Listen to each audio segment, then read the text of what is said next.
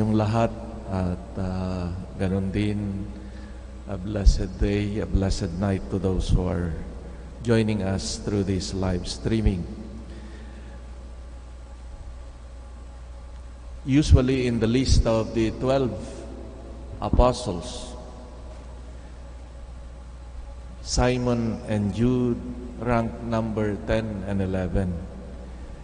In the gospel we have heard today, Simon is nicknamed Zealot, also called Simon of Cananaean in the gospel of in the account of Saint Matthew, who probably an adherent of that theocratic and messianic with that ideal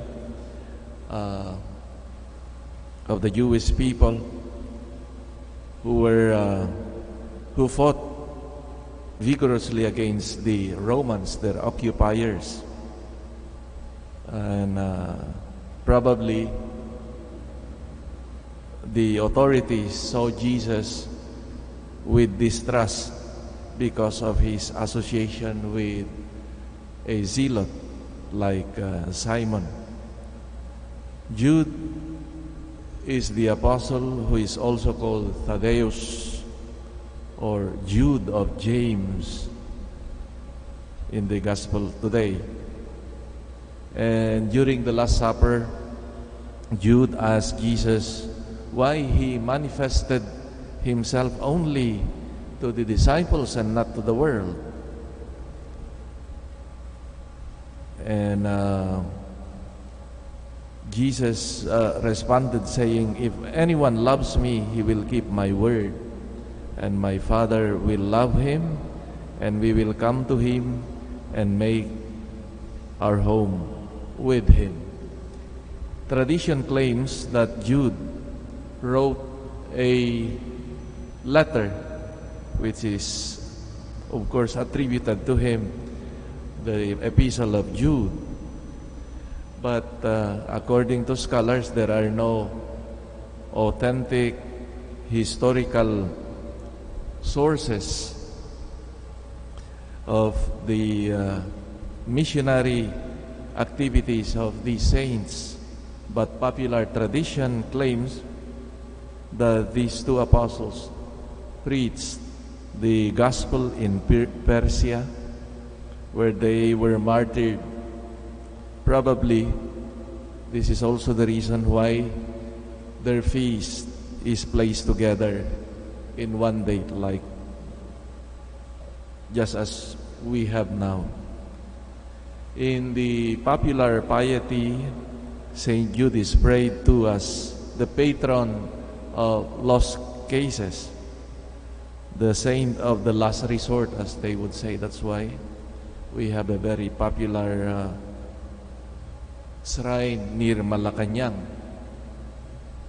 the parish shrine of Saint Jude, being managed, run also by the Society of the Divine Word, or in other places too. Now, the one Saint Jude is the one you ask for help when all else fails. Maybe this is because his name reminds hearers of Judas Iscariot. That's why also we hear in the prayer that for so long a time, the name, the devotion to Saint Jude was neglected because of its association with the name of the traitor. So, but that's why he is made and called precisely the saint of the last resort, the one whom you ask only when nothing else seems to help. Simon and Jude are not very known or popular in the Gospels either. They did not have spectacular interventions like Peter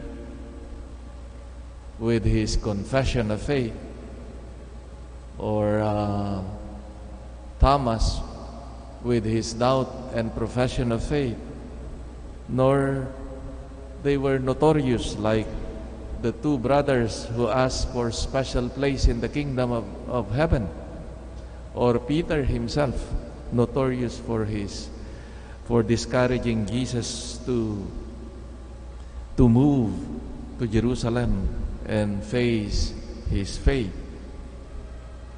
They were silent, simple, yet faithful followers of the Lord. The fact is that they were called by the Lord, followed him faithfully, silently, learning from him. And in the end, as tradition would tell us, they gave their life as a testimony to their faithfulness to Christ. Probably, this is the story of the great majority of Christians too, to follow silently and serve the Lord faithfully in our daily commitment, and not in this spectacular manner. We do not need to be working to be known, but really to be faithful followers of Christ. And we as Christians, maybe this is the challenge for all of us, that in the simplicity of life and testimony of our faith and faithfulness, may we grow in this spirit of these saints who were not so known, yet they were faithful until the end. May the Lord, through the intercession of these saints, especially Saint Jude, in our difficulties, especially in moments of despair, may we find consolation in him who lived faithfully his call, being an apostle of Christ. Saint Simon and Jude, pray for us.